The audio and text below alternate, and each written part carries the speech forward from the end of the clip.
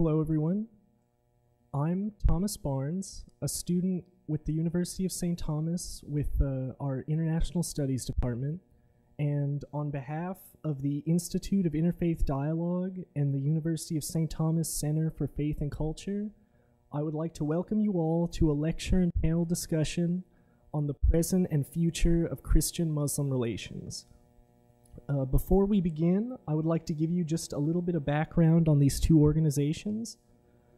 The Institute of Interfaith Dialogue is a nonprofit organization whose primary goal is to help bring together the communities in order to promote compassion, cooperation, partnership, and community service through interfaith dialogue and conversation.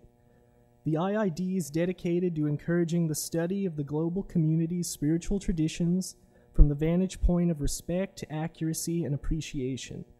The Institute aims to eliminate or reduce false stereotypes, prejudices, and unjustified fears through direct human communication. Toward these goals, the Institute organizes academic and grassroots activities such as conferences, panels, symposia, interfaith family dinners, and cultural exchange trips. The Center for Faith and Culture seeks to understand and affect the relationship between the gospel and the American way of life in relation to God's ongoing encounter with humanity in the light of faith. Through dialogue, it assists participants to live as faithful citizens of our democratic republic.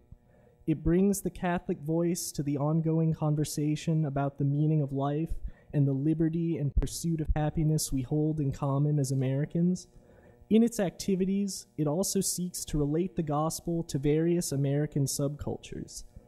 In its programmatic offerings, the Center incorporates both theory and practice, giving special emphasis to the formation of community leadership that will be capable of integrating faith and culture through ongoing reflection and action. Since we believe that holistic spiritual development is at the very core of all cultural development, this too constitutes an essential dimension of the Center's work. Again, before we begin, I want to remind everyone to fill out the sign-in card because we're going to have a raffle at the end. And I want to thank the IID volunteers for making the food upstairs. But now, if you'd please join me in welcoming Father Donald Nesti.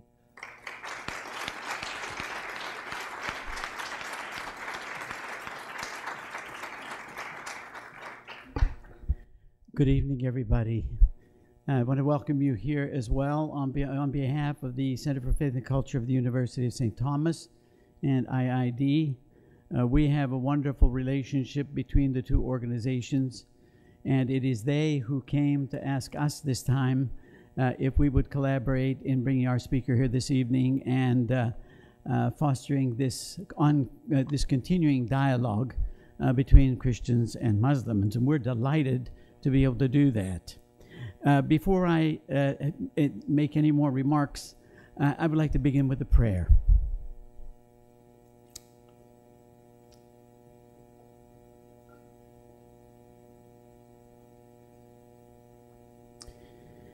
Eternal, good, and gracious God, God of all the living, compassionate, merciful, abundant in love, we ask you to look upon us kindly as we gather here this evening, seeking to understand your call to be people of peace in this world and models of dialogue in how we relate to each other in bringing about the good of all humanity. Send your blessings upon us as we cherish each other's traditions. Enable us to understand the call that you extended to Abraham, our father in faith. Let us set out on the journey together, even though we don't know where it's going to lead us, always trusting in your providence and understanding that you will bring about for us what is best for us in this life. enlighten us this evening as we dialogue. Send your blessing upon our speaker and help us to understand the implications of peace, generosity, and magnanimity. We offer this in your all-powerful name. Amen. Well, I have the wonderful honor to introduce our speaker this evening.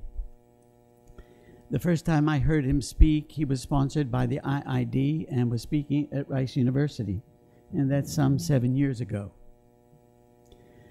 I was enlightened by him, and I was moved by him in his capacity to understand a tradition other than his. And he comes tonight, and by the way, when I was at Rice, I said to myself, why isn't he at St. Thomas? This is the appropriate place for him, because one of the things that we cherish here at St. Thomas is the capacity to dialogue and keep ourselves moving forward in understanding how to bring the best for our world. So as I was thinking about him tonight, I was thinking about him being born in 1941, and I thought he's so young because I'm so old. And he was ordained in 1967 for the Diocese of St. Louis, Missouri. And then in 1969, he entered the Jesuits. And when he entered the Jesuits, as I understand it from your vita, you did not enter here in the United States. You entered the Jesuits in Indonesia. And it's probably because, and I'm assuming this, that you felt such a strong call to go and learn both Islamic and Arabic studies, and to study both there in Egypt and in Lebanon. And then after that, to come back to the University of Chicago, where you got your PhD. And what I found interesting is the subject of his PhD. I'm not going to attempt the pronunciation of the, I think it's Arabic, but his PhD focused on a Muslim's critique of Christianity. And I presume that he was studying a Muslim scholar who had made a critique of Christianity and was entering into that world to look through that lens at his own tradition. He taught at Columbia University. He's taught in Indonesia. He was the head of the Office of Relations with Muslims for the Vatican Council on Interreligious Dialogue. He gave the Darcy Lectures at Oxford on Islam and related subjects. He's taught in Bangkok. He was a secretary for interreligious dialogue with the Jesuits in Rome in their own administrative offices. And presently he's in Ankara. And he's teaching Christian theology in, I think, 3 or 4 universities throughout Turkey. And I found it very interesting that he's going over to Haran. And when I was the guest of the IID and going to Turkey for that wonderful trip, that was the first place that we went. We went to Haran and Urfa. And it was a very, very touching moment for me there. So I envy him and being there teaching at these universities. And we're going to welcome him this evening as he presents us with the title of the conference this evening, which is Present and Future Christian-Muslim Relations. So I present you Father Thomas Michel, S.J.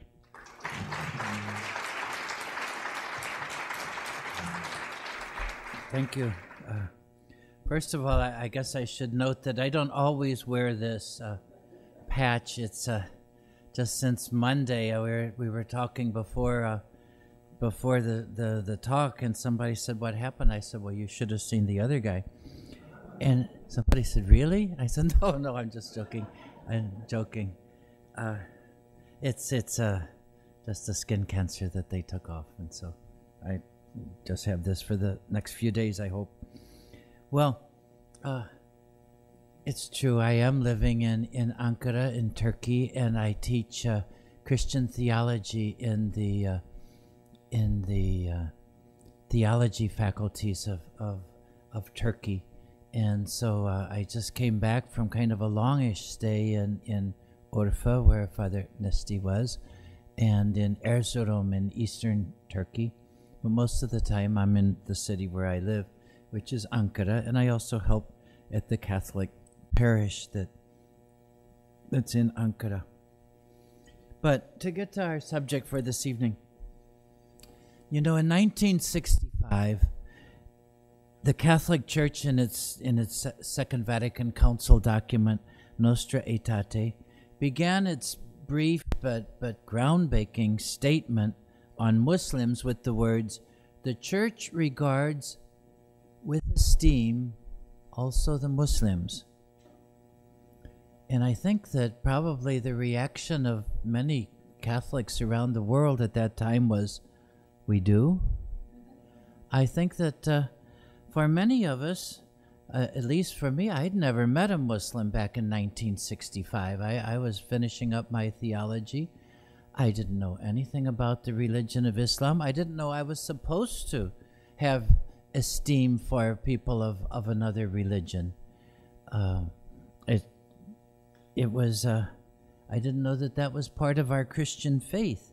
And yet, in this document, we see that esteem for Muslims and awareness of common patrimony with Jews and a sincere reverence for the life, for the conduct, life, precepts, and teachings of Hindus and Buddhists and others is part of our Christian faith, as that has been declared by the highest teaching authority in the Catholic Church, Ecumenical Council. Well, I'm not exaggerating when I say that that text has changed my life. In 1969, only 4 years after the document, Nostra Aetate document was issued, I was a young priest teaching English in a teacher's college in Yogyakarta, Indonesia, and that's where I became a Jesuit. And my provincial told me that they wanted to send me on for further study, but it wasn't yet decided what field I should study. So he told me to ask around, ask different people, get their advice, what was needed, what I might do. And so I was asking different people. And I also was teaching my class in English. And I said to the students that I was wanting to go on for further study and hadn't really decided on what. And some of my Muslim students said, "Well, why don't you study Islam? That way you can help Christians to come to a better understanding of Islam, and you can help Muslims come to know Christianity better." And I hadn't really even ever thought of that. But I went back to my room after class, I can remember, and I thought, oh, I was really intrigued by this suggestion. I went to the bookcase and I pulled out the copy of the documents of the Second Vatican Council, and I can still remember reading that sentence, "The Catholic Church has high esteem for Muslims." And I realized that this would be, is what my life would be, trying to study and find out the reasons for that esteem that we should have for Muslims, and then as a teacher to communicate this to others. So this is how I've spent most of my adult life.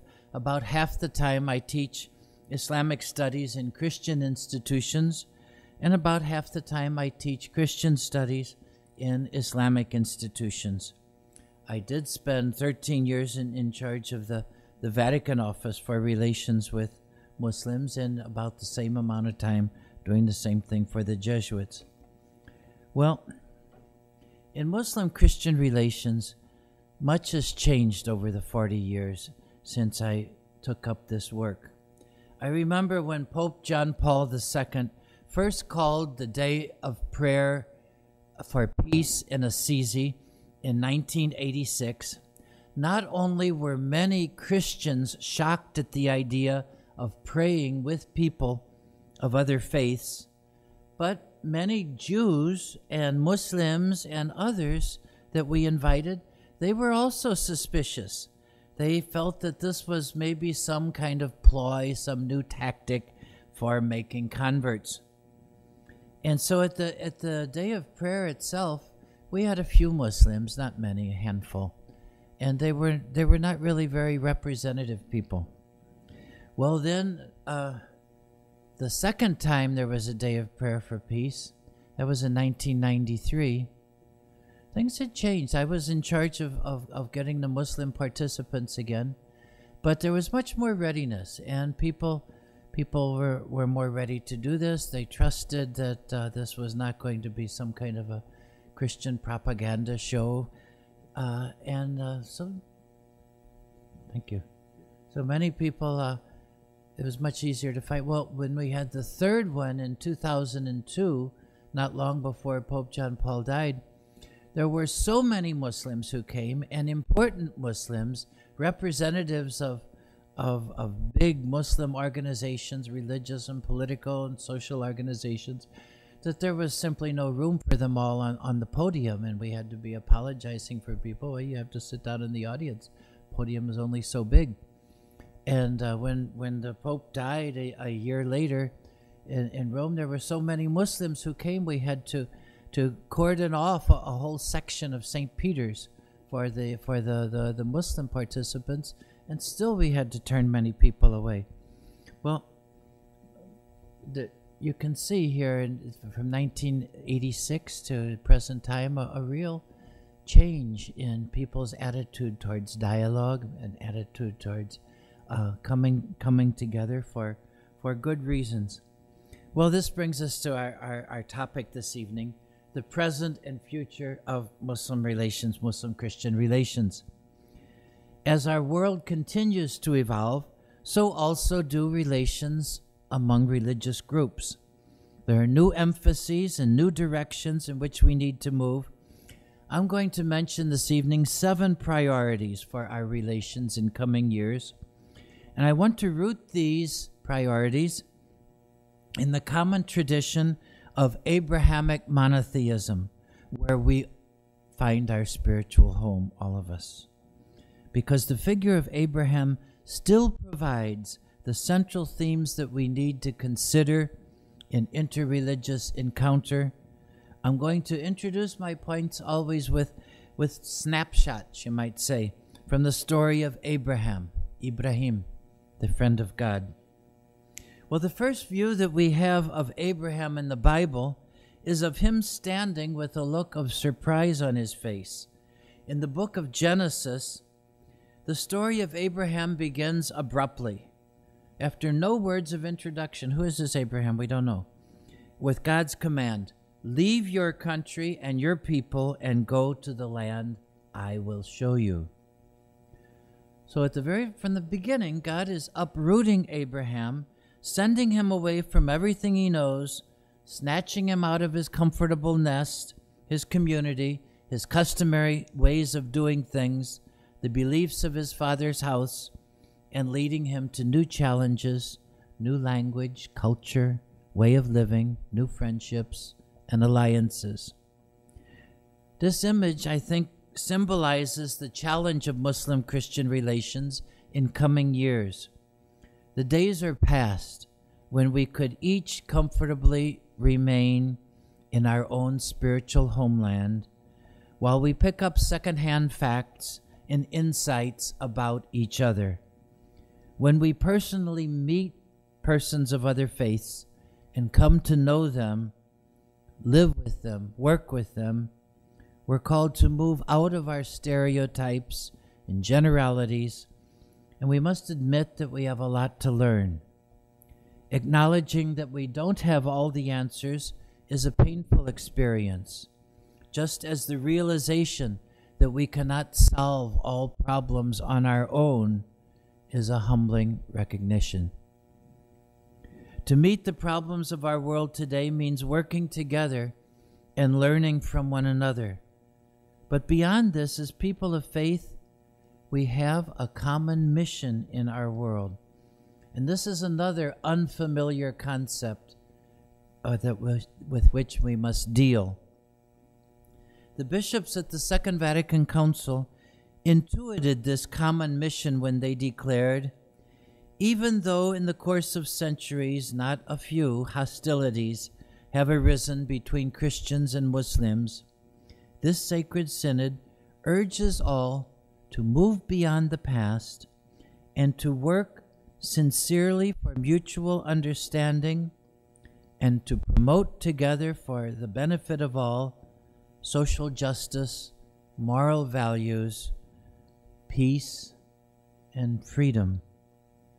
Notice that in 4 key areas of modern life, these 2 faith communities that together comprise about half the world's population are called to cooperate for justice, for defending moral values, for building peace, and for true human freedom.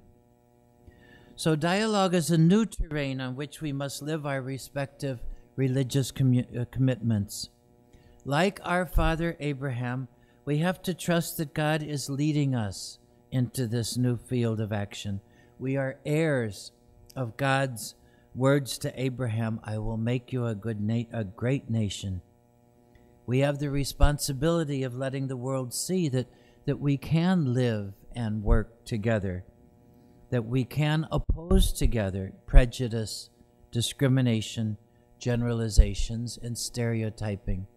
This is what we're doing in Turkey, and I think this is what you're doing here in Houston. This is what we're called to do now. We have to show skeptics that religion need not be a source of conflict and war, but rather, as God said to Abraham, all nations will be blessed through you. Together we're called to be, as the Quran says, Rahmat lil Alameen, that is, a blessing to the universe. Well, I'll move to the second image. Second image we have is that of Abraham straddling a calf that he's wrestled to the ground, his knife held aloft, and he's ready to slaughter the animal to feed 3 visitors. This tale of hospitality, recounted in both the Bible and the Quran, in this, Abraham is held up as a model of the good host. Well, what kind of host was Abraham? The Quran describes Abraham as gentle, compassionate, and often turning to God. This image is one that we all need to take seriously today, living as we do in a world with 11.5 million international refugees and another 25 million internally displaced persons. The experience of being forced to leave one's home because of poverty, threats, or fear of violence is one that most of us, fortunately, have not experienced. But it occurs so frequently in the lives of the principal characters of the Bible and the Quran that it's clear that this experience is fundamental to God's message for humanity. Abraham forced to leave his father's house, Moses and his people fleeing Egypt in the middle of the night, the baby Jesus carried off to Egypt by his parents, a step ahead of Herod's soldiers, Muhammad's early disciples taking refuge in Ethiopia, Prophet Muhammad's own hijrah to Medina in the middle of the night. These dramatic stories show the centrality of the refugee experience or God's word. So today, many centuries later, so many of our policy disputes still concern the best way to respond to refugee issues. There's no doubt that one of the main themes of Muslim-Christian relations in coming years will have to do with migrants and refugees. Each community has its own agencies to provide assistance to people on the move, but this is an area where our cooperation must be increased. This must include not only cooperating on matters of aid and emergency relief, but even more, helping our governments devise humane and generous policies in regard to refugee seekers. You know, hospitality is not really something that's beyond us at the level of how we can relate to each other. I want to give you an example from our experience. Our parish, our church in Ankara, We are just about at the end of the Easter season, as you know. Pentecost is coming up next Sunday. Well, we Catholics, during the Easter season, we have a Paschal candle, an Easter candle. And this represents for us, symbolizes the risen Christ. In our Catholic community in Ankara this year, our Easter candle is a gift from the Muslims in Munich, in Germany. I was at a meeting in Germany, an academic conference, not long before Lent, and the people in Ankara said, while you're in Munich, be sure to get an Easter candle and bring it back. So I said, all right. And while I was there, I met some Muslims from Turkey, and was telling them that I was going to get an Easter candle, and they said, oh, we'll come with you. So we all went to the religious goods store, and I picked out an Easter candle. But at that point, they said, no, we want to give this as a gift to the Christians of Ankara. And you can see their thinking. Many of them were Turks from Ankara area, actually, living as minorities in Germany. And they felt this kind of sense of solidarity, oneness, hospitality towards Christians living as a Christian minority in Ankara. So this is my example of hospitality. Turning to the third image of Abraham. This time he's sitting cross-legged on a camel skin with Melchizedek, the king of Salem. In what must be one of history's earliest recorded interreligious encounters, the two men pledged themselves to be a blessing for one another and seal their friendship pact with a meal. It's not straining the point, I don't think, to see this emphasis on building friendship and mutual blessing as a paradigm for Muslim-Christian relations in coming years. I think actually this has been one of the real insights of the movement guided by the ideas of Fethullah Gulen.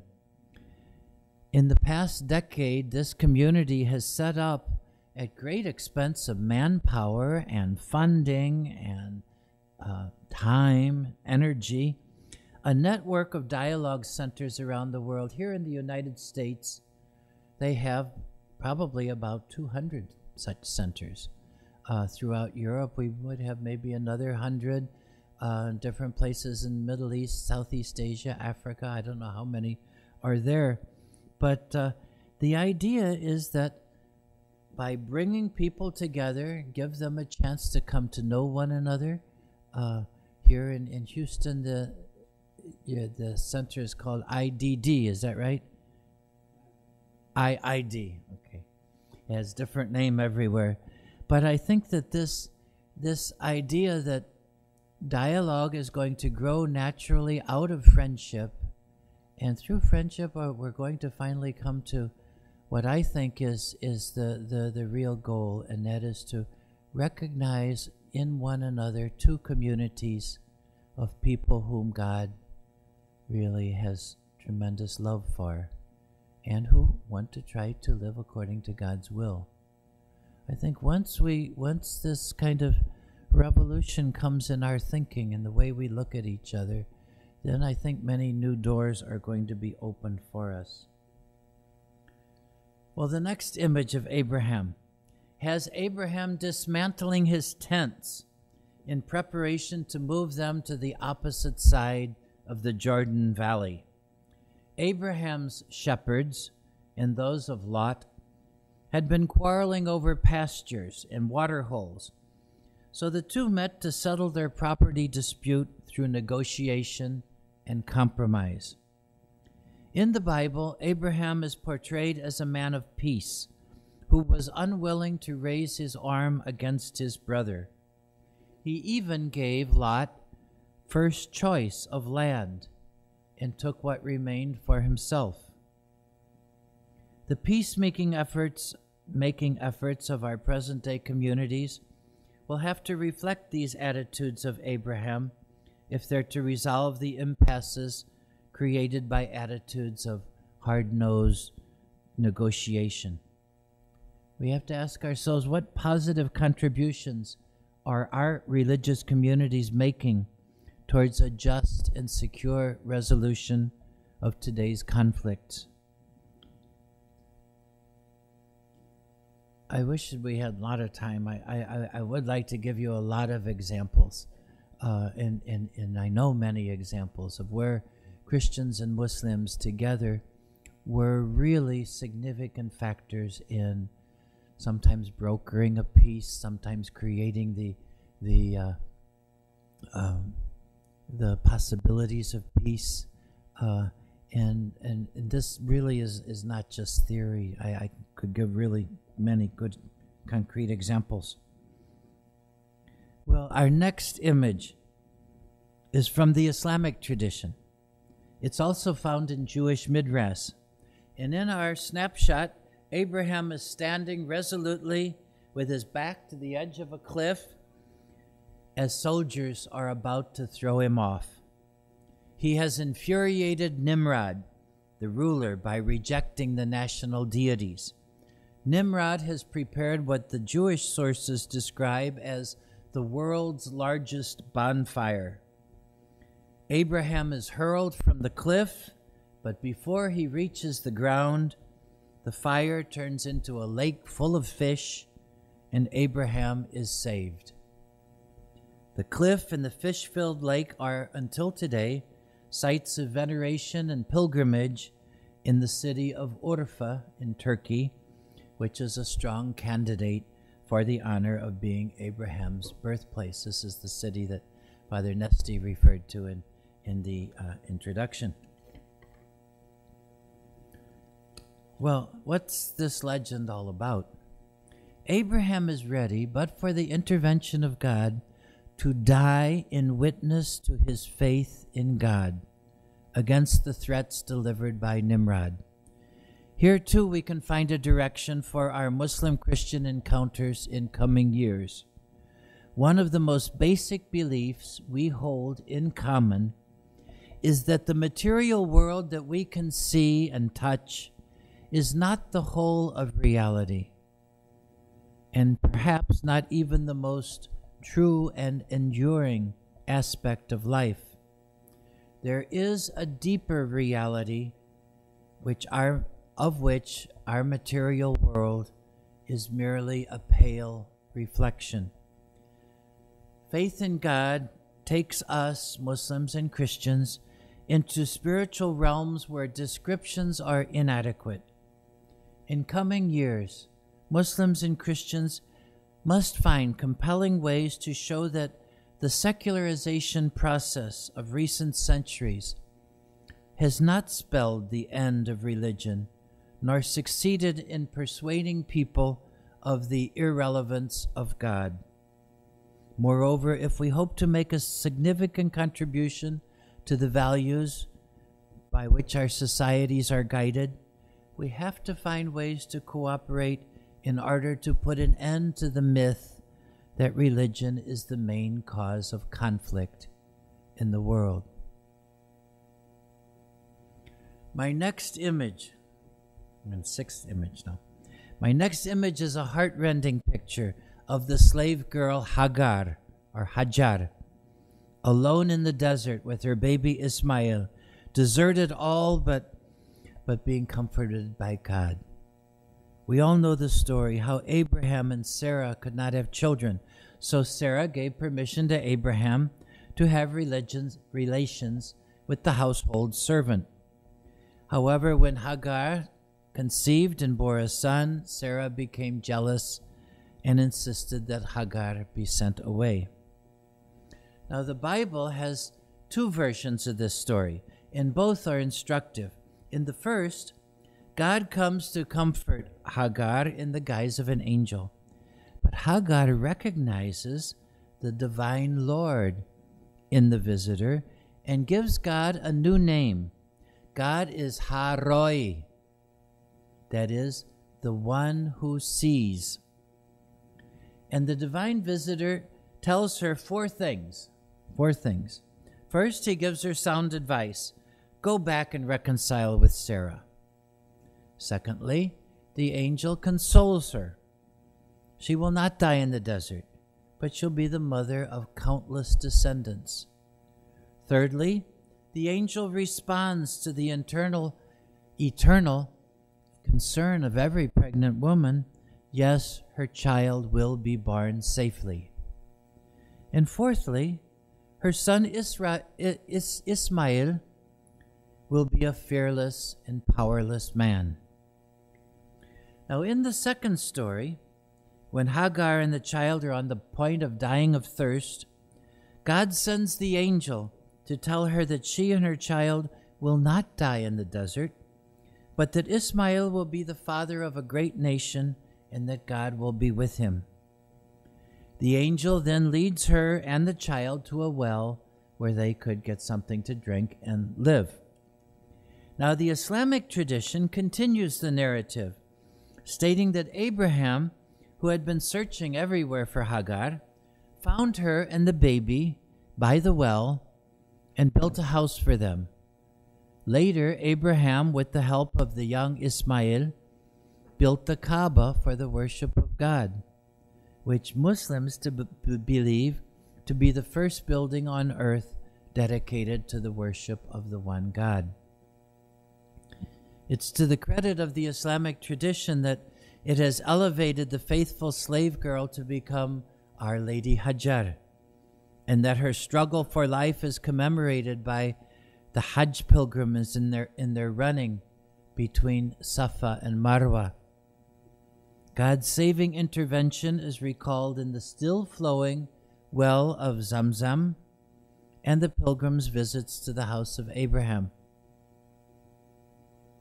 Moreover, the biblical tradition is rich in insight that could be fruitfully mined for our reflection. Hagar, we could maybe call the first mystic of the Bible, the first one to see God. She names God the one who sees. And what does God see? God sees the plight of this poor, low-born, mistreated, desperate, suffering woman, and God shows compassion for her. Now, I've met the modern sisters of Hagar many times in the course of my work and travels, and let me give you an example. If you are ever in Hong Kong at midday on a Sunday, and you go to the Star Ferry Island Terminal, you're going to see an amazing sight. Every sidewalk and parking lot near the ferry will be filled with Filipina domestics gathering for lunch on their day off. These women are sharing food prepared at home, but more importantly, sharing news about the Filipino community in Hong Kong, whose mother is sick, who's hiring, who just had a baby, who needs a collection taken up because she has to have surgery. They've formed a self-sustaining community life despite the severe limitations of time and economy. And this is only half the story. If you take the Star Ferry to the Kowloon side, you'll find a similar scene, except that instead of Christian Filipinos, you'll find the park area near the ferry filled with Muslim Indonesian women.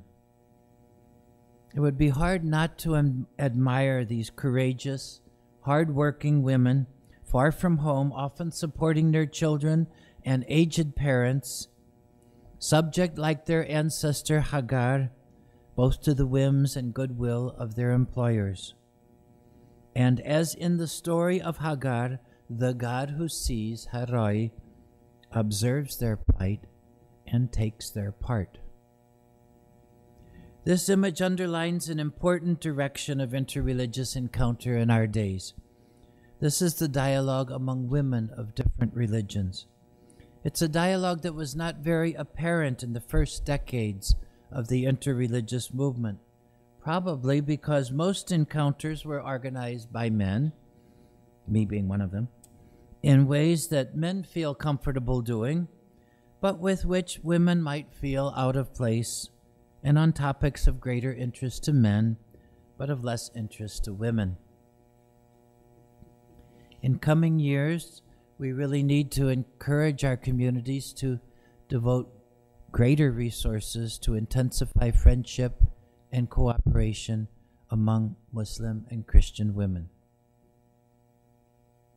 The final image that I want to offer is that of Abraham, dead and wrapped in a shroud. We're surprised to see Ismail and Isaac reconciled at last, together laying their father to rest near Hebron. It's interesting, in the 25th chapter of Genesis, it's Isaac and Ismail who are burying their father together, reconciled finally. With this, we come to one of the most intractable of human problems, but one where perhaps religious groups can make their most powerful contribution to human society.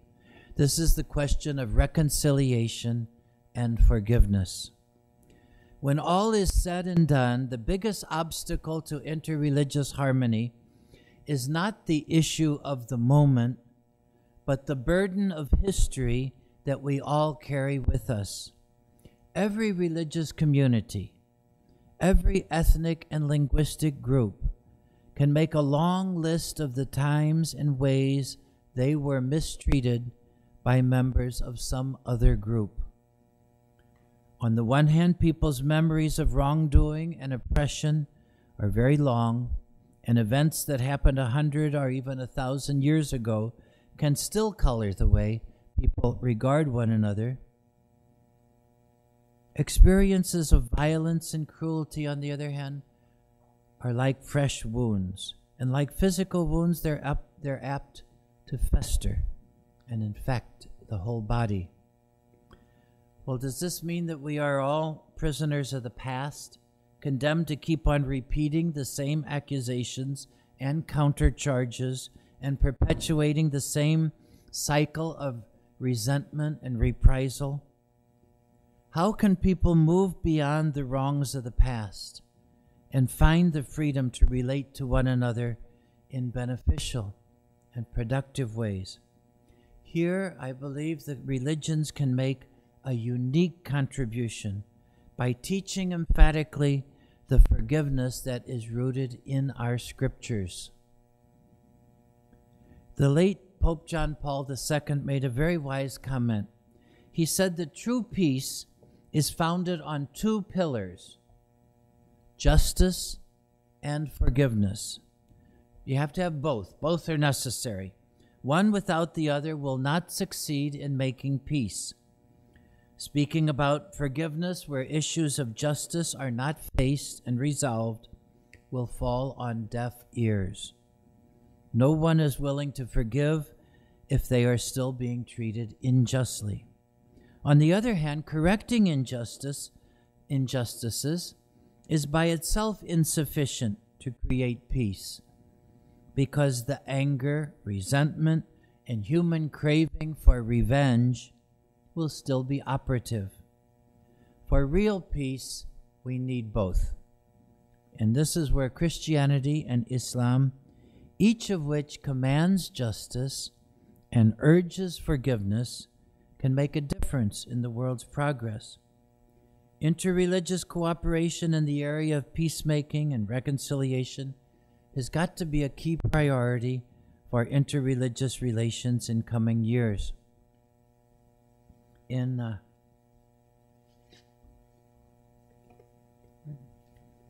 final page go.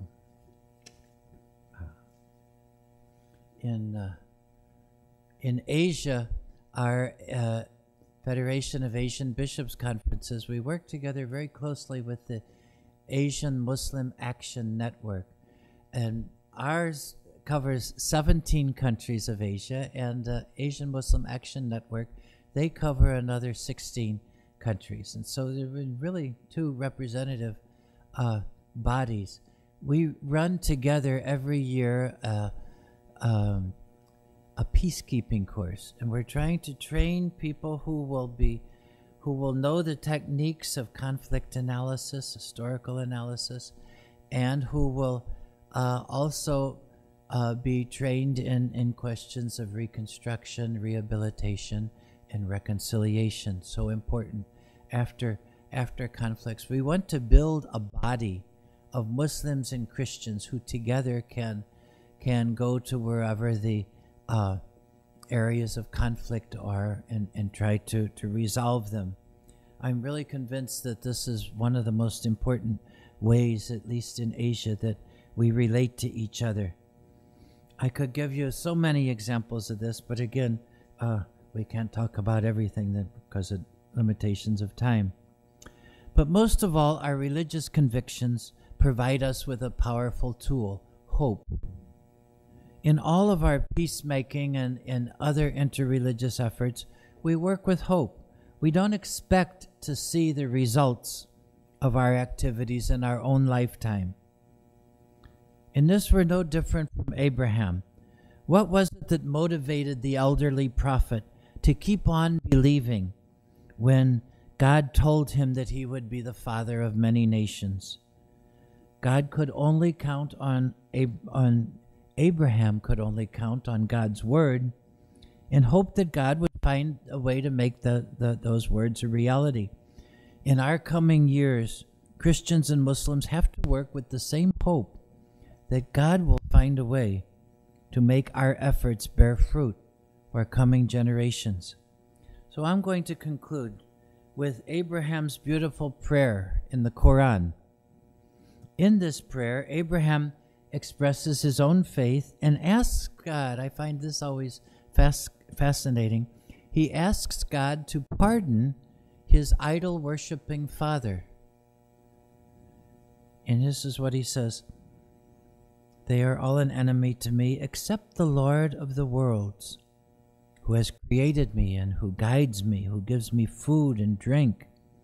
And when I am ill, it is God who heals me, who will cause me to die and then give me life, and who, I hope, will forgive me my faults on the day of judgment. O my Lord, bestow wisdom upon me. Unite me to good people. Let me be remembered positively by later generations. Place me among those who will inherit the garden, and forgive my father for being one of those who have gone astray." Shouldn't we, Muslims and Christians, follow the lead of Abraham in representing each other's needs in prayer? Thank you very much.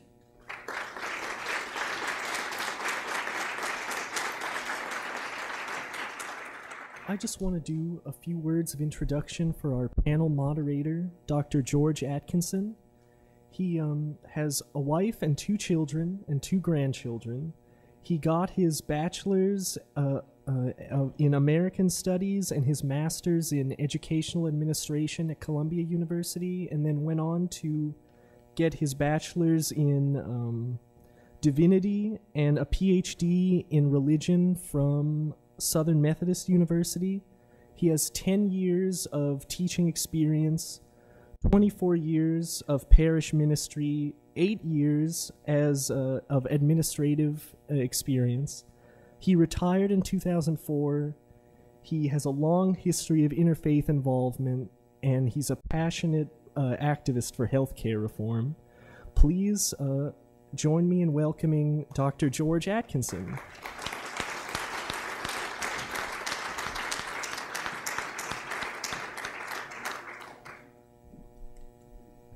Thank you, Paul. What a rich 7-course feast we've been offered this evening. It's my pleasure to be able to present to you the panel which will help us to begin to engage some of these images that we've been presented. You have in your program descriptions of these people's career, their background, who they are. I simply want to make a few comments adding to or perhaps focusing on some of these things. The Reverend Dr. Guinn Blackwell Eagleton is the Presbyterian.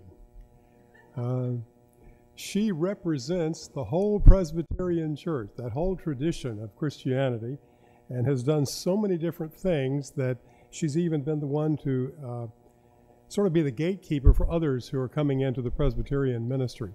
She's now working with college students, but that's just a way of saying that's an important transition time for many people in understanding their faith. We are delighted to have the Reverend Dr. Guinn Blackwell Eagleton come and join us on the panel.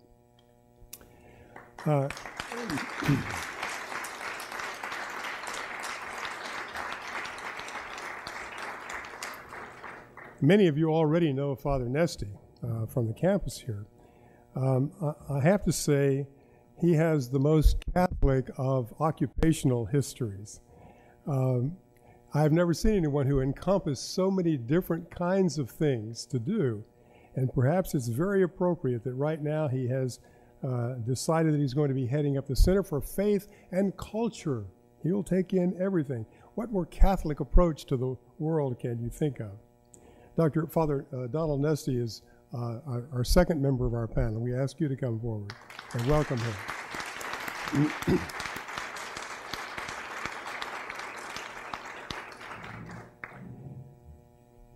Dr. Alp Aslandogan has a career as a scientist, engineer, mathematician, as well as being the president of the Institute of Interfaith Dialogue. I've come to know him not so much in his professional roles as in the way he understands Islam.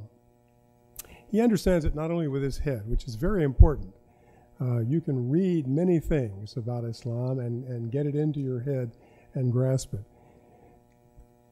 Alp knows it here. He is, I shall have to say, a faithful Muslim. We welcome Dr. Aslandogan to come to the panel.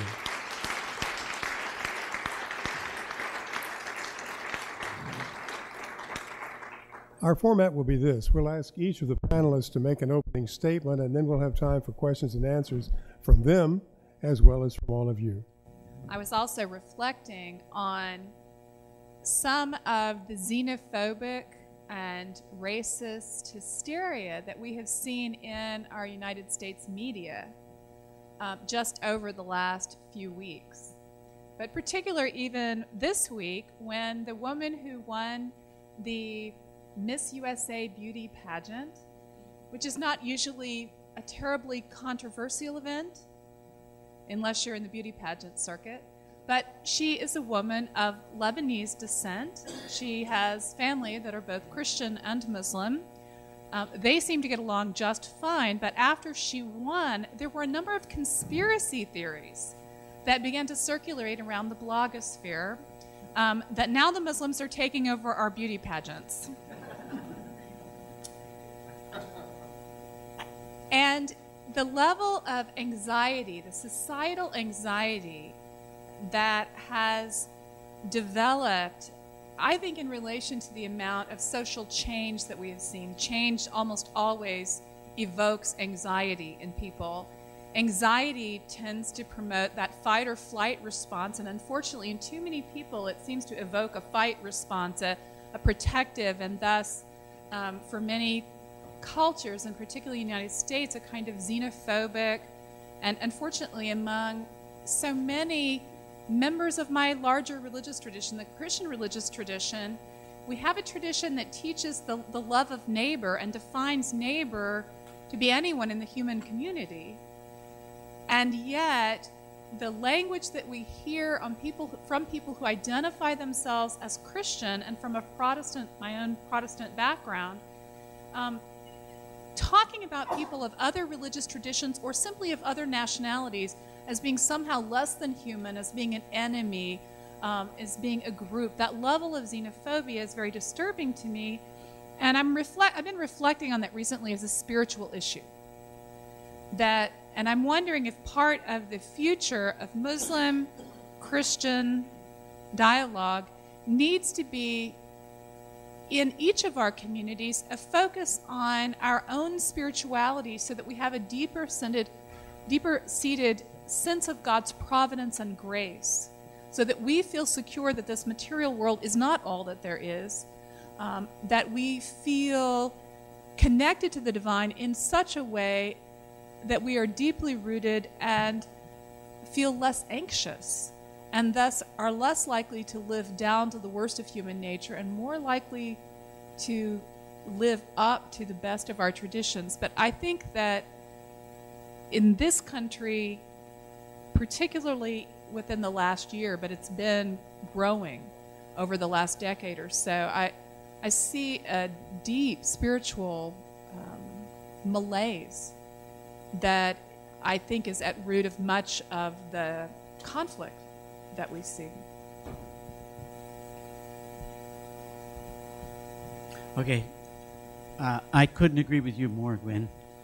That, and that's what I appreciated so much about Father Michel's presentation, is that he has taken us back to, he's been very radical in the sense of going to the root and taking Abraham and giving us those 7 images forces us to look at what is deepest. And unless we go back to the roots, we are going to remain on the level where we are victimized by fear. I told you that I'm old, okay, at the beginning. But I'm old enough to remember Franklin Roosevelt, who was president, and he said the only thing we have to fear is fear itself. And sometimes we get so locked into that cycle that the only thing that can help us to transcend that is to go to the revealed word, to immerse ourselves in that, and then see what God perceives as best in what constitutes the human person. John Paul II, when he made his visit to Syria, said that there are 3 ways in which you can overcome this fear. First of all, to live with each other on a daily basis and not revert into lifestyle enclaves or ghettos. The second thing is to go to that ultimate image that you talked about, Tom, and that is to find the roots of this forgiveness, both in the justice, both in justice, forgiveness, which will ultimately give us the peace that we all want. And the deepest longing of the human heart is for that shalom, and peace. And the third thing is if we are able to act as catalysts for one another in our traditions to show that what we really have to seek is the common good. And what I mean by that is not that we will ever ultimately find it perfectly, but that we can at least seek the good in common. And if we can handle it in that way and continually go back and help each other to find those roots in our various traditions, I think what you did tonight for us, Tom, was to really give us 7 major points that we're going to have to reflect on as we go out of here and continue our own dialogue and relationship with each other. I want to thank you very much for that. It was beautiful. I also would like to echo the thanks to Father Michel for those images. Sometimes we say a picture is worth 1,000 words, but sometimes a few words may be worth many images as well, as they lead us to envision things in our minds. So I think that's what Father Michel's examples did for us. I wanted to say a few words about the historical impediments before the improvement of Christian-Muslim relations, and why we should be hopeful for the future and what needs to be done. Historically, I think the biggest reason for the bad experiences between Christians and Muslims, and probably among other faiths, was the mixing of religion with politics. For a very long time, the states were aligned with a particular religion, so your political enemy was also a member of another religion. They were representative of another religion. And we can see this pattern in the religious verdicts that were issued in those centuries. When people looked around and all the political enemies that they saw were also members of other faiths, their conclusions were driven by that observation. I think we have a chance in the 21st century that this situation is changing. For the first time in history, we are having significant religious minorities living in among other faiths with peace, in peace. And there are very few examples of this in history. There are many more examples today, so we can be hopeful for that. Obviously, the experience of expansionism, historically colonialism, didn't help. And the lack of opportunity for interaction led to people learning about other faiths through unhealthy sources, through sources who had other agendas, such as moving people through an expansionist agenda or some other agenda. So these essentially, the lack of interaction helped with the enemy-based rhetoric, which is still being used today, trying to move masses based on an agenda of fighting against enemies, as opposed to a positive agenda, a building-based agenda, not destroying but building-based agenda. So I'm hopeful for the future because I think religion and politics are beginning to separate, not quite yet, but beginning to separate to a large degree. And globalization and the means of communication are enabling a greater interaction.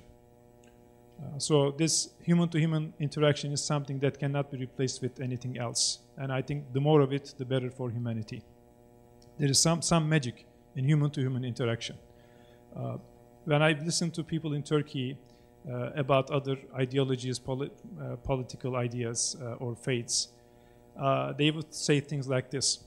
Well, communists in general are bad, but John is okay. I know him personally. John is an okay communist, and he's the only communist that he knows. Or Christians are in general bad, but Bill is okay. Bill is good. I know him personally. So in human communication, there is some magic, and we need more of that. We are having more of that, but we need much more of that. The remaining hurdles before better relations, I think, are the kind of proselytization or similar efforts that take advantage of people's situations. This is a big hurdle. As long as this continues, this will be an element in the hands of hate mongers. So we have to get rid of that. Everybody should be comfortable with representation. People representing and living their faiths, everybody should be comfortable with that in any society.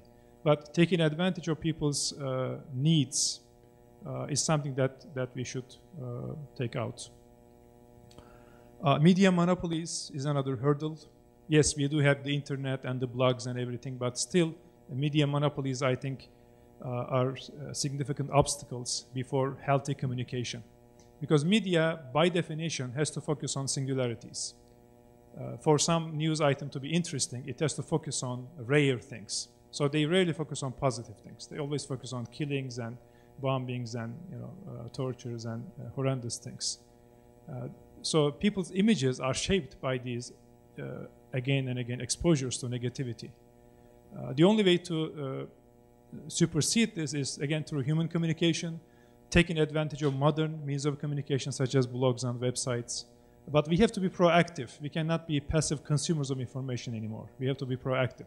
Especially, I'm hopeful of the youth in this respect. And also giving examples of cooperation, collaboration on the ground. Example, 99 earthquake in Turkey, Greek relief teams, disaster relief teams coming helping Turks, improving Turkish-Greek relations significantly within a matter of a few days. Israeli teams coming and helping Turks and improving the relations or attitudes significantly in 99. In the neighborhood of Kuzguncuk in Istanbul, an Armenian church, the land is given by the Sultan, one of the late Ottoman sultans, and the Sultan actually gives money to help build the church. About a century later, Armenian Christians helping build or rebuild a mosque right next door, with which they share a wall. Another example, in Rwanda, Muslims harboring victims escaping genocide in Rwanda. Examples such as these, where Muslims, Christians, Jews, Hindus, Buddhists helping each other on the ground, exemplifying collaboration and cooperation. I think we need more of those. And let me respond to George and finish, because nobody introduced, well, he was introduced by our host, but I would introduce George as somebody I can call up at 9 o'clock at night and ask for help tomorrow.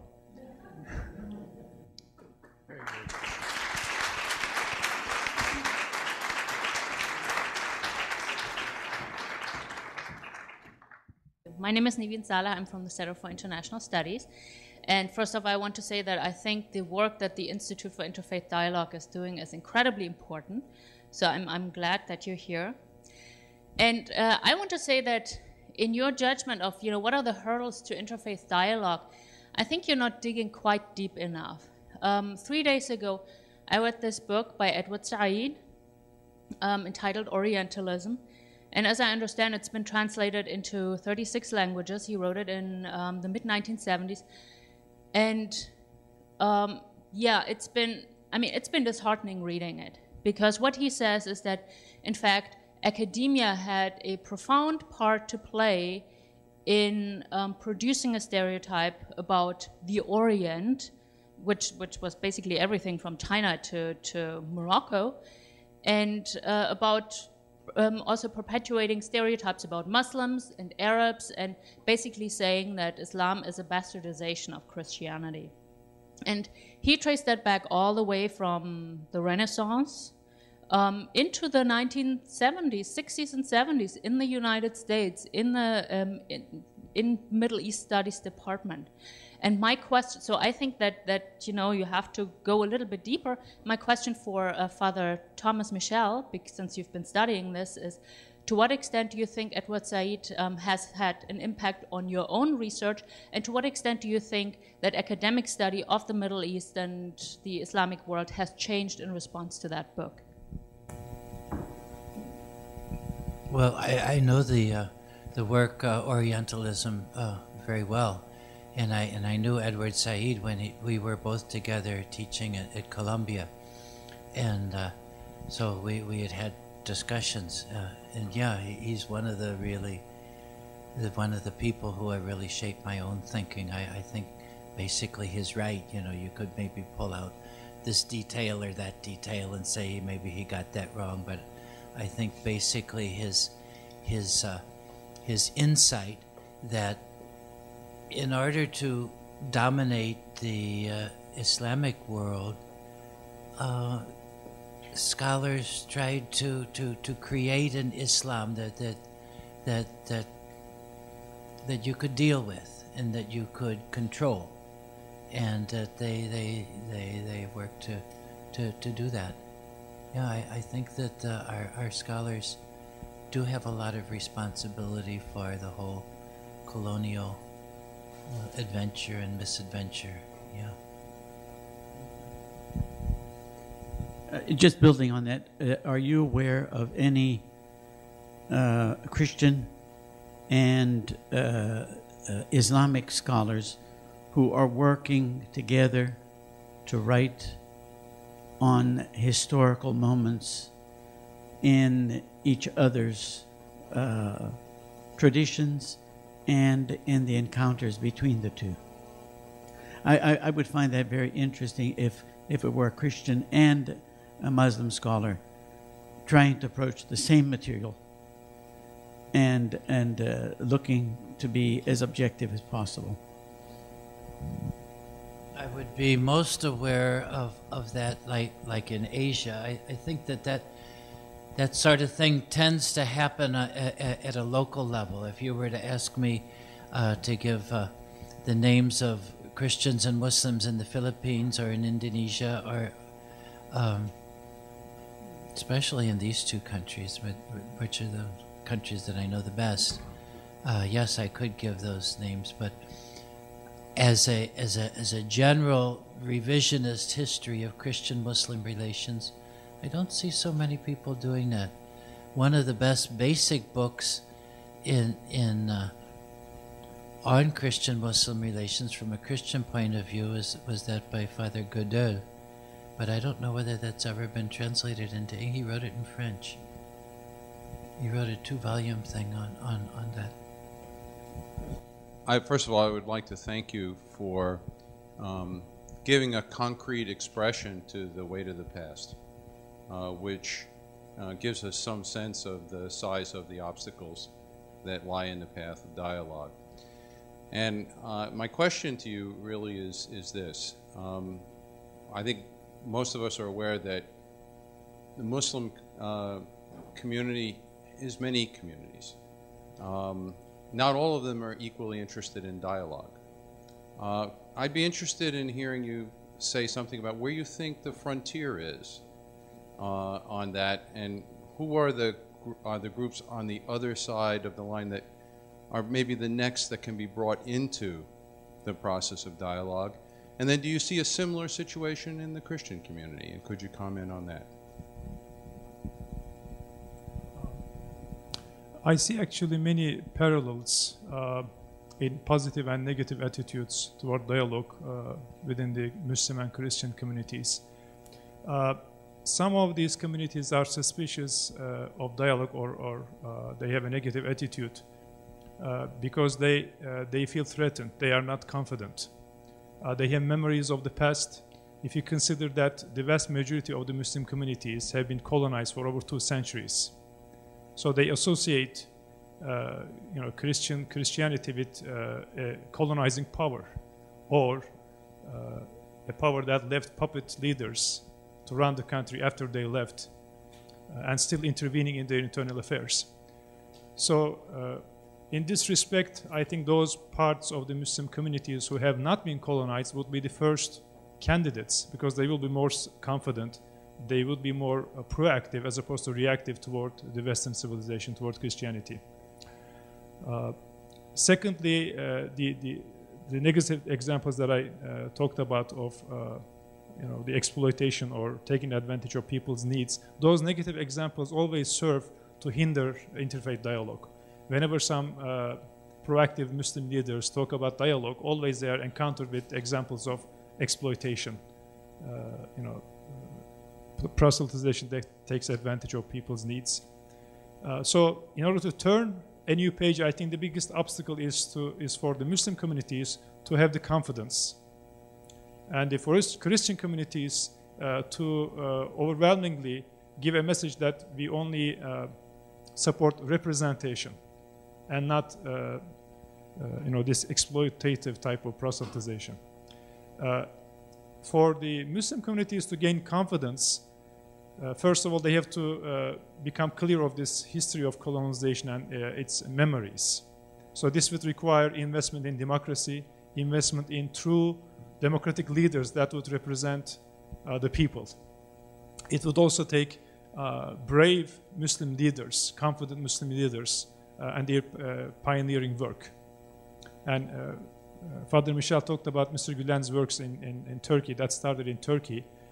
When Mr. Guinn started this work, Turks had this memory of the betrayal by the Christian minorities in the Ottoman lands, some of them, not all of them, some of them, who allied with the Western powers against the Ottomans, Turks, and Muslims. The Greeks with Greeks, Greece and Britain, Armenians with the Russians and French, and similar. So the question in the minds was, are they loyal to the state or country, or are they loyal to their co-religionists, or are they loyal to the big powers? And this suspicion continued all the way into the 90s. In 1955, there was a big pogrom in Istanbul that resulted in the destruction of the stores that belonged to the Greek citizens of Turkey. So Mr. Guinn helped open a new page in history. He said that Turkey is not weak anymore, and we cannot blame the children or grandchildren of people for what their grandfathers did. So we need brave leaders in both faiths, or in all faiths, to pioneer these without being afraid of being labeled, because the labels will be there. They will be called sold out, secret Christian or Muslim kind of labels. They will be called labels. So we need to support such leaders in wherever they might be. It is going to be a long process, but I think if democratization proceeds in Muslim communities, that is the ultimate foundation for building confidence and being more open to dialogue.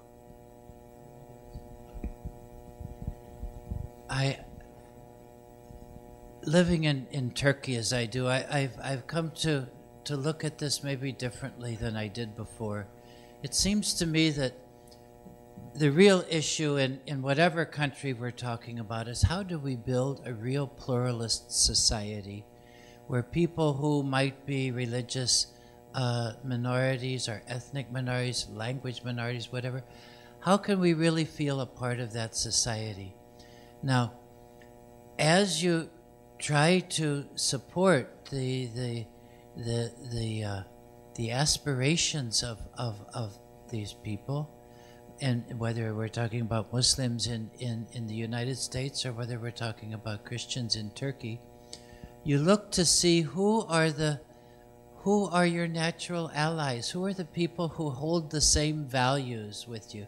I can remember talking to the Catholic bishops in Turkey back in the 1980s, and they really encouraged me to get involved with the Guinn community and with the Nur community, because they said these are people who are standing up for our rights, for our aspirations.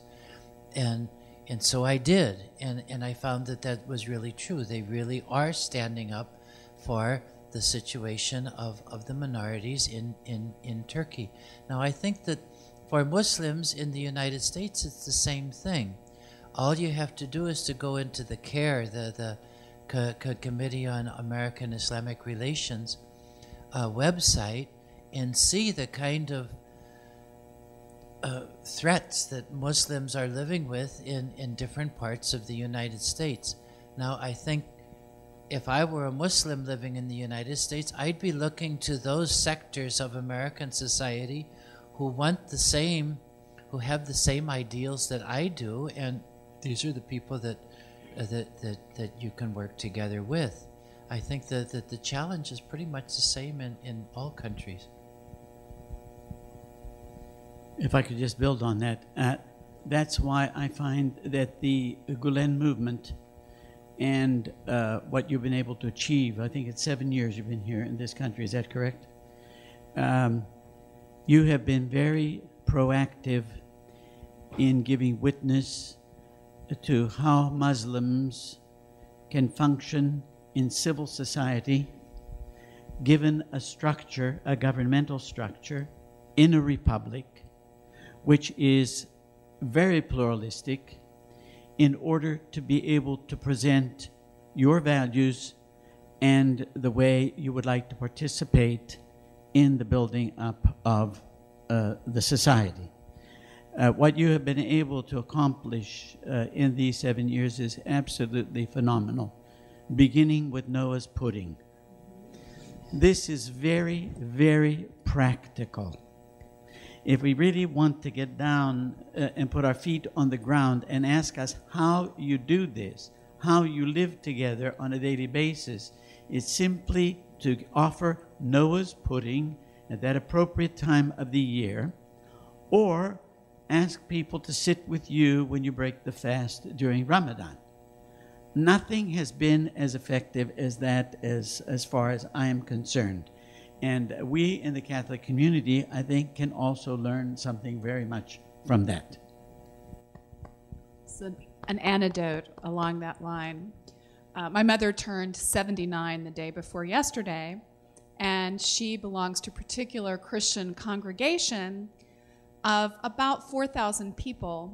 And I would imagine, knowing the history of that congregation, that out of those 4,000 people, there may be only 100 members of the church who know that they know a Muslim person. And so my mother is in a regular study of our sacred text with a number of other ladies, most of whom have blue hair, and meaning they're quite elderly. And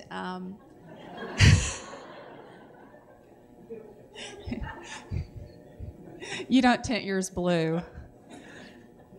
But because over the last decade, I've gotten to know so many members of the Houston's Turkish Muslim community, and through working at the university, of Houston have many, many students that I work with from very diverse backgrounds. My mother has gotten to know a number of Muslim people over dinner at my home, at different functions at the university.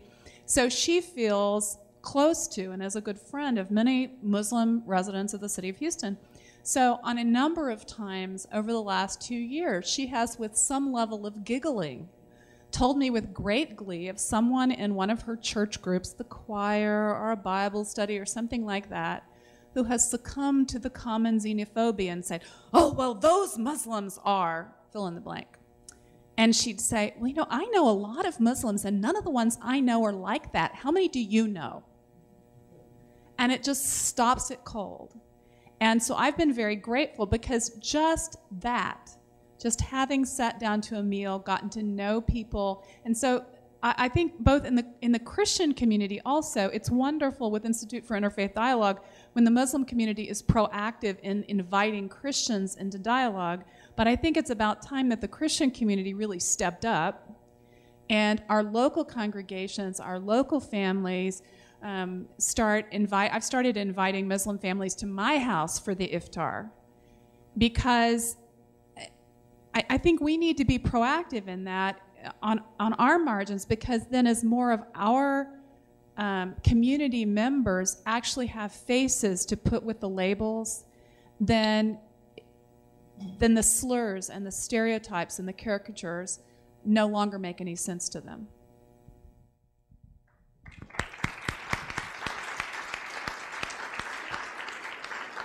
First of all, I would like to thank all of you, all of the speakers, for your very valuable efforts towards interfaith dialogue. Thank you. And my question will go to all of you, if you will, except for Father Thomas Michel, who already answered my question. And the question is, what is, if there is, what was a turning point in your life that actually led you towards these efforts in interfaith dialogue? Critical point, critical moment in your lives. Thank you.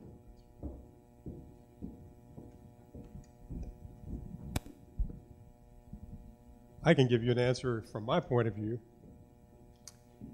25 years ago, some crazy young person in Houston bombed a mosque in response to the bombing of the Marine barracks in Lebanon.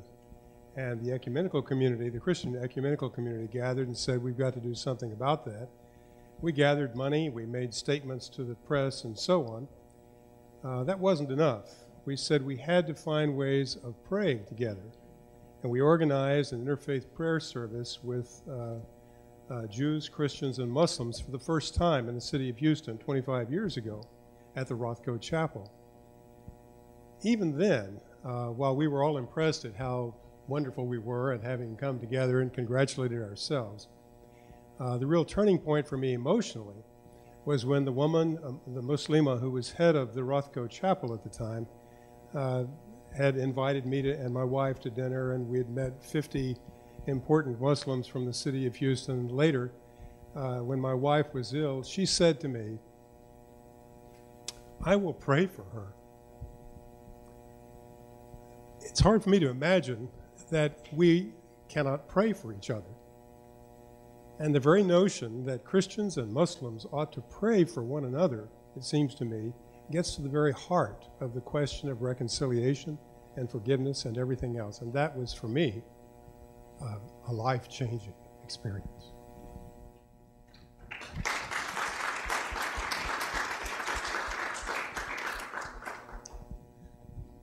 In spite of the church that my mother belongs to and that I grew up in, the family that I grew up in, my father was a scientist, and he knew people from all over the world. And so our home, we often had people from different traditions, different religious traditions. The religious tradition wasn't part of the table conversation. Usually it was physics, and particle physics is way beyond my level of understanding. But from the time I was tiny, I breathed in the understanding that the diversity of the world is richness to us and not something to be afraid of. When I went north to Yankee Land, if you grew up in Texas like I did. I went to Princeton for graduate school, and I was one of 1,000 students in the master's program from all over the world, and so I became much more aware how parochial my background was. But I became a congregational pastor, and I pastored a Christian congregation, different Christian congregations, for over 20 years. And my day-to-day encounters were largely with Christians and with a few Jews thrown in, because I was, that was just kind of my rabbit tracks and what I was working with. But when I came to the University of Houston, a wonderful young man called and left a message on my voicemail at the university asking if I would be willing to meet with a group of Muslim students to discuss the similarities and differences in the Quranic and Christian understandings of Mary and Jesus. And I called back and said, I'm not sure I'm your girl, because I've read the Quran, but I'm not any expert on the Hadith, and I am not a Catholic, so my Marian theology is very limited. And he said to me, we have asked 37 Christian ministers, and you're the first person to even call us back. So that was a transformative moment for me, that the moment that I realized this must become a major commitment of my life, because so many of my colleagues and people I love dearly couldn't see the importance and the rich opportunity and value of learning as well as teaching in such an encounter. So that was very important. But also 2 years ago, when my husband died very, very suddenly, it was members of the Muslim community who came to my home and brought me a letter of condolence from Fethullah Gulen, who I'd met briefly once, and let me know that I was in his prayers, as well as the prayers of my friends in the Muslim community here. And it was incredibly moving. And I made sure that all of my Christian friends knew that it was the Turks who got to my house first.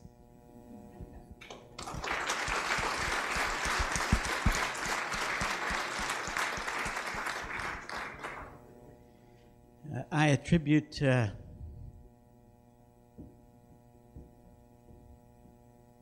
my whole vocation to encounter cultures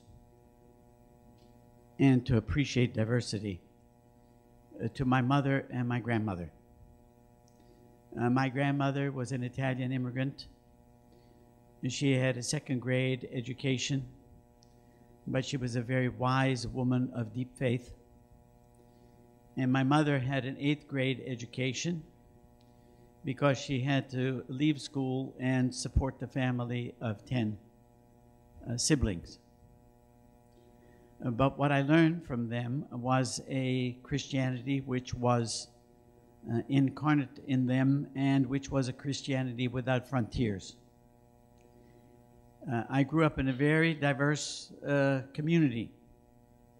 Jews, Christians of all denominations and brands, black, white.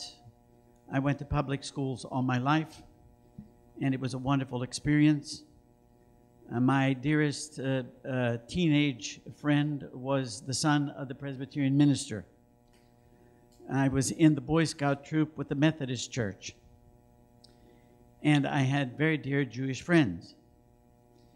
So living with this diversity and living with the questions that arose in our different faiths were a part of my formation from early on.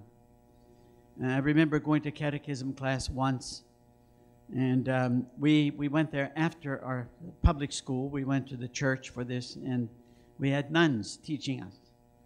And in public school, we used to say the Our Father every morning to begin the day.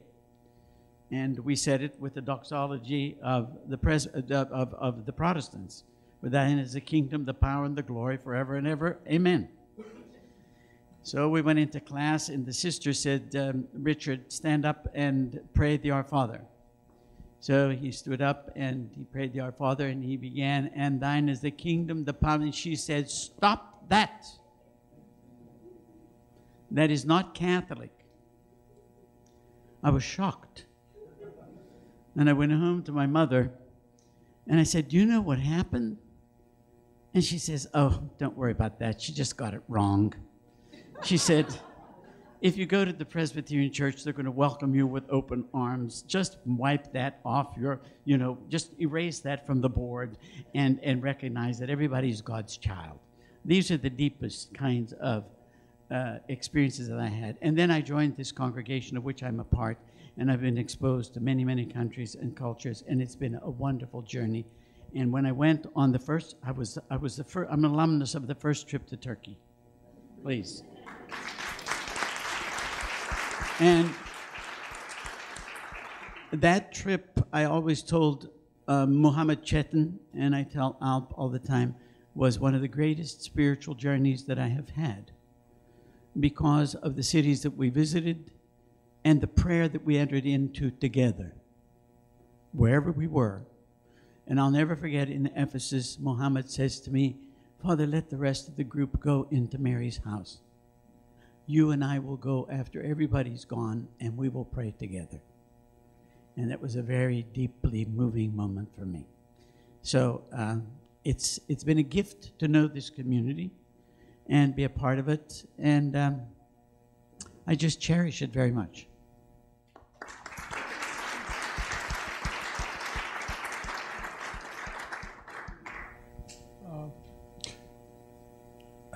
My first exposure to non-Muslims was during college years. Turkey has a sizable Greek Orthodox community and a Jewish community and an Armenian community. I think each of them numbers in the tens of thousands, not very big, but nevertheless sizable. So I met the very first Christian student, Turkish citizen in college, and the very first Jewish Turkish citizen in college. With the Jewish student, we didn't have much to talk about faith relations. The Christian student belonged to a denomination that I don't remember right now that has to do with the Scandinavian countries, and he was basically trying to convert me, so that was not a good exposure at all. But during the college years, I also read the works of Nursi, where he mentions that Christians who die in catastrophes could be considered martyrs. And that was kind of an eye-opening statement for me. That helped me reconsider the way I looked at Christians. I also shared that, a part of that suspicion that I mentioned, that goes all the way back to the formation of Turkish Republic. But the real impetus came when I was in the States. Although I met with people, I didn't get much chance to actually socialize with them. But on the TV, when I saw the interfaith dialogue activities of the Writers and Journalists Foundation and the statements that says that very soon world will get involved in conflicts and people will try to attribute these to religion, religious differences. And as members of faith and as leaders of faith, we should show a common stance that religion is not the ultimate cause of these conflicts, but it is abused by some to paint a different picture of these conflicts. So we have to show solidarity for peace as people of faith. Then I attempted to engage in ongoing dialogue activities in Chicago, where I was at that time. But that was the form of dialogue that was not very productive. It was the form where two groups came together and tried to prove each other that their faith was better than the other, and it didn't go anywhere. But shortly after that, maybe 1 or 2 years after that, I was introduced to the notion of dialogue for humanity, understanding each other so that we can work toward humanity.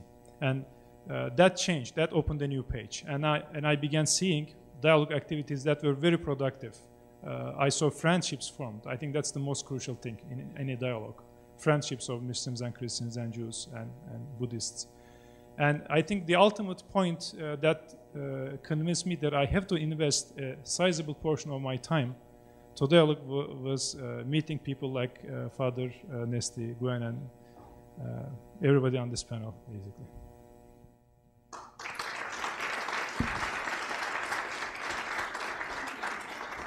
In this context, I just wanted to say something else. I got to Turkey in 1985 to teach Christian theology. How did that come about? The rector of Ankara University, he took the initiative and wrote to Pope John Paul II asking for a Christian theologian to come and teach theology in Ankara University's theology faculty. How did this come about? He was a chemist by profession and had done his studies in upstate New York. And as a young Turkish student, he lived with a Christian family.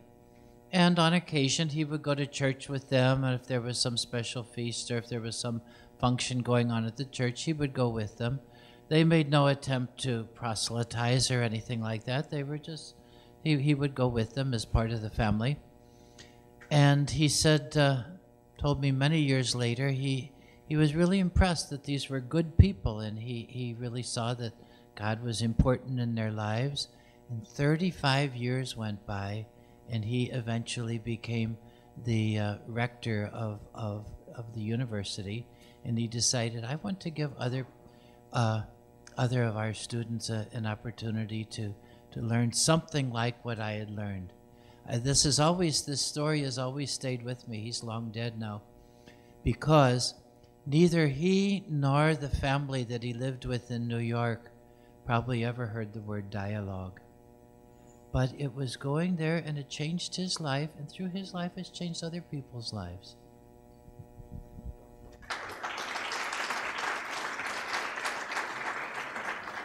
Thank you very much for a magnificent talk and excellent panel. My question is really, I want you to assure me that my concerns are ill-founded.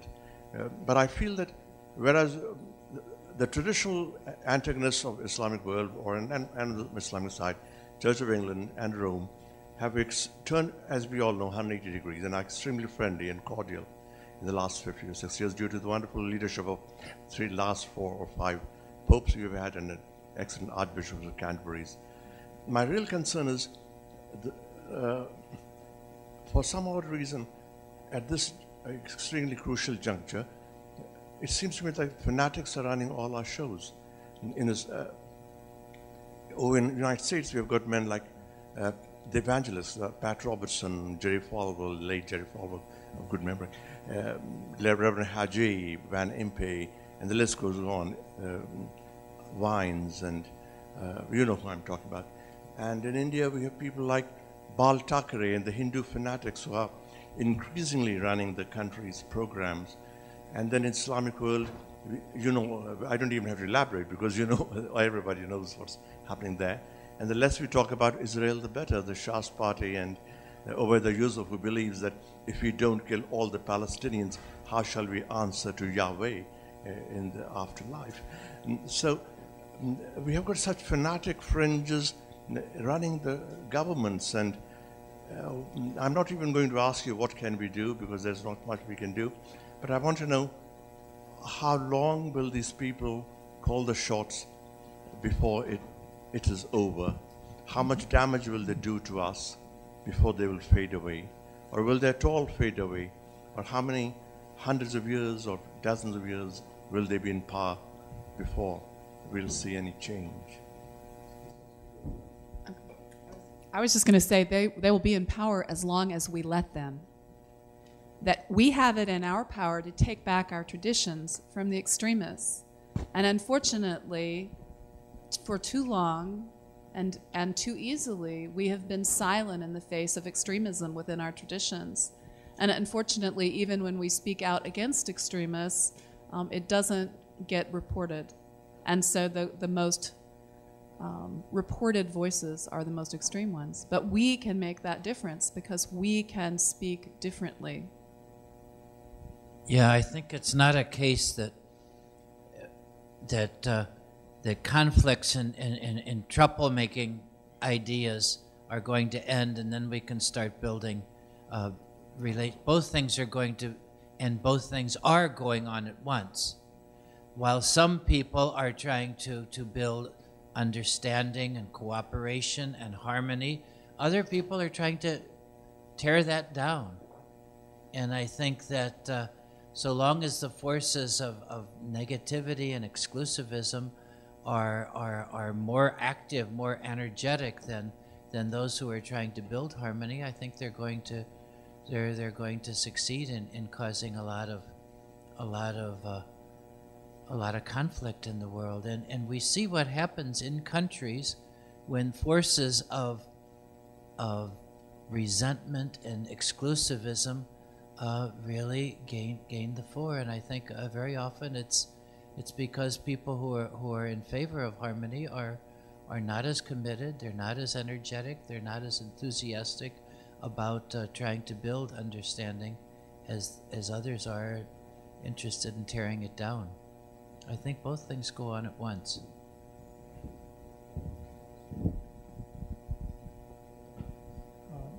I don't think extremists or fanatics will ever go away. They will always be there, and there will be some people who are ultimately driven by fear, and they will always be around them. But the strongest weapon in the hands of the fanatics or hate mongers is ignorance. If this room is full of people who know nothing about Hindus, and somebody says negative things about Hindus, they are likely to believe what they hear if they don't know any better. But if every one of them had some experience with Hindu individuals, then they will compare that rhetoric with their experience and counter that possibly. So I think the greatest asset of people who believe in peace and peaceful coexistence is information, accurate information that is obtained through human experience, human contact.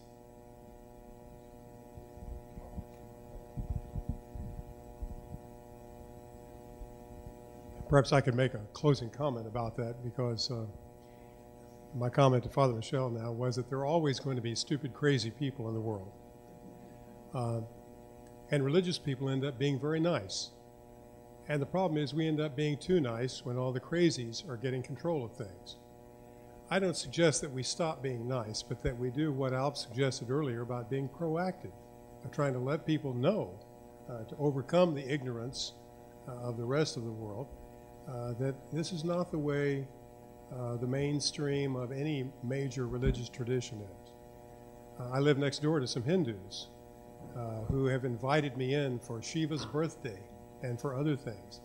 I'm not going to go in and condemn them as one of my ancestors in the faith would have condemned and said, I am not to eat meat offered to idols. We are all going to be better at this the more we get to know each other, and the better we are able to be proactive in offering some of this to the world. As to when it will end, well, probably the end of the world. I think divine intervention might be called for to stop some of the things. But that doesn't mean that there isn't progress being made, that there are some things being done. I've said more than I'm supposed to because the panel is supposed to be speaking. Let me thank the panel. I want to ask you to thank the panel for their presentations, as well as Father Michel.